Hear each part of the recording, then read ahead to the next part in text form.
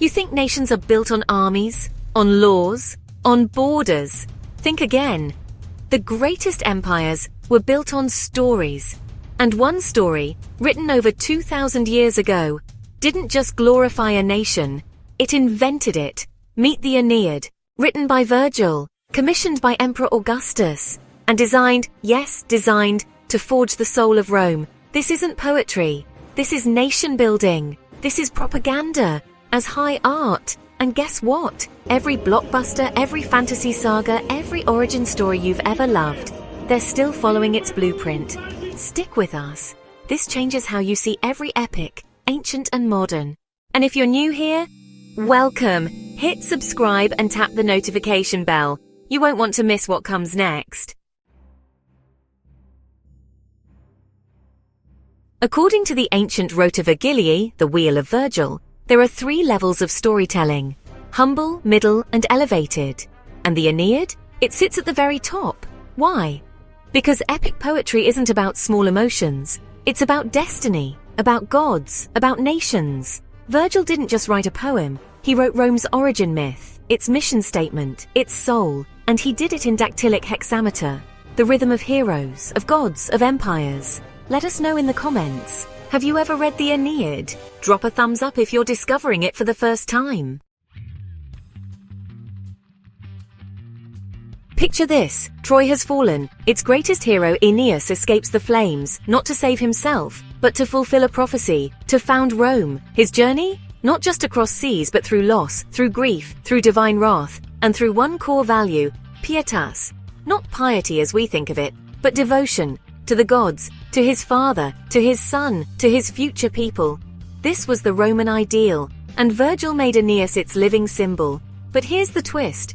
The Aeneid wasn't history, it was strategic storytelling, commissioned by Emperor Augustus, Rome's first emperor, for several reasons. First, to legitimize his dynasty, as the Julio-Claudians claimed descent from the Greek hero Aeneas. Then, to restore moral values after decades of civil war. Moreover, Augustus wanted to unify a fractured empire under one glorious myth. Last, but not least, to define Rome's divine mission, to spare the conquered and subdue the proud. This was the world's first national epic, and it worked. Could you imagine a modern government commissioning a poem to unite a country? Tell us your thoughts below. The Aeneid didn't just tell a story, it gave future storytellers a template. It begins in medias res, right in the middle of the action. It opens with an invocation to the muse, "Sing, O muse of arms and the man." It blends myth and history. Gods walk beside mortals. It uses formulaic phrases, pious Aeneas, fierce Achilles. To anchor memory and rhythm, it includes epic catalogues, long lists of heroes, ships, lineages, not filler, but cultural DNA. It features divine intervention, gods meddling, testing, punishing, saving. Sound familiar? That's because Homer did it first, in the Iliad and the Odyssey. But Virgil, he perfected it. He fused Homer's war epic, the Iliad, with his journey epic, the Odyssey, and added something new, purpose. Not just glory, not just survival, but destiny.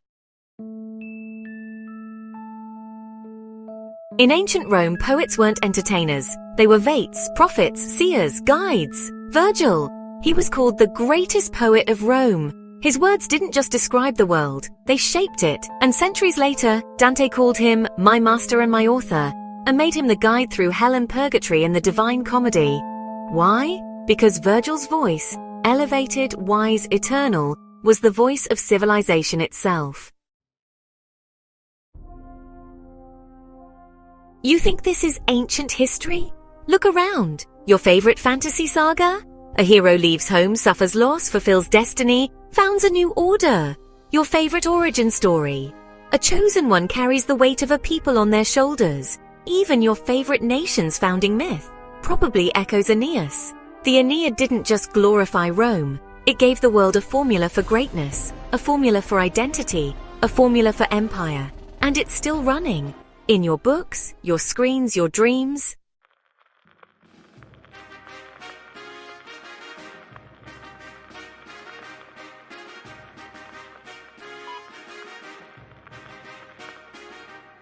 They called him a poet, but he was an architect. He didn't just write words. He wrote a nation's soul. And what he built? It's still standing. In every epic that makes you feel small, and part of something greater. So tell us, what's your favorite modern story that follows the Aeneid's blueprint? Lord of the Rings? Dune? Black Panther? Let us know in the comments. If this opened your eyes, smash that like button. It helps us reach more curious minds like yours. Subscribe to the channel, because next week we're revealing how Hollywood uses Pietas to make you cry in blockbuster movies. And don't forget, tap the notification bell. You won't want to miss it. Share this with your history lover, film buff, literature nerd, or that friend who says poetry doesn't change the world. Spoiler, Virgil changed an empire. Because the greatest stories don't just reflect nations, they build them. Until next time, stay curious, stay bold, and never underestimate the power of a poet with a plan.